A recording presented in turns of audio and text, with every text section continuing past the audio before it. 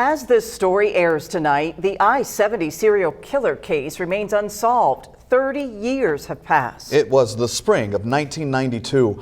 Police say 6 store clerks along Interstate 70 were shot and killed.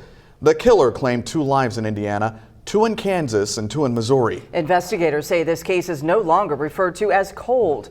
News 10's Susan Dingle joins us now to explain why.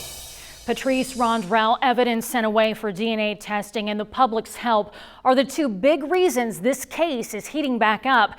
And if this momentum continues, this unsolved case could soon be cracked.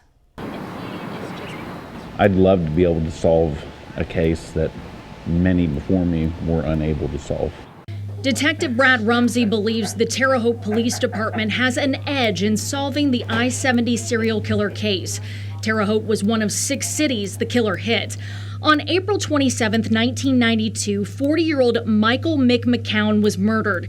He was working as a store clerk at his family's ceramic store on South 3rd Street. Police say in broad daylight, that's when the killer walked into the store, shot McCown in the back of the head, and immediately took off.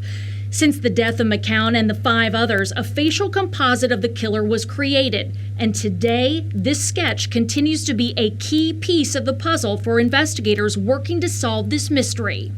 There's no reason not to be focused on them, but you don't put your eggs all in one basket. I mean, there's always the possibility that this sketch could be off, and maybe it's one of those deals where someone was just in the wrong place. So you got to count on other things than just a picture. Other things like the fact that the killer used a unique gun to shoot his victims. Ballistics linked the deaths.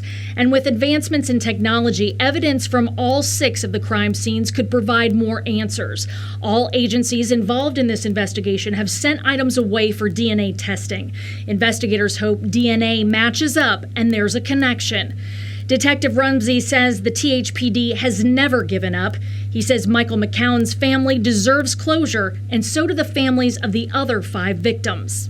When you let a case go cold because of the evidence and the lack thereof, you get very antsy. You want to move forward.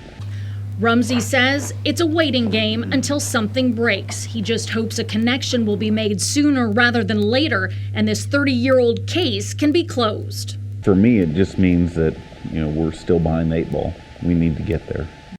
There's a $25,000 reward for information leading to the arrest and conviction of the I-70 serial killer. You're looking here at who investigators believe is that person. These images were created in 1992. And what you see right here is what he could look like today, 30 years later. Another key piece of evidence that links the killer to the crimes was the unique gun he used. Police say it would look like one of the guns you see right here. Investigators say the ballistics in all the murders matched.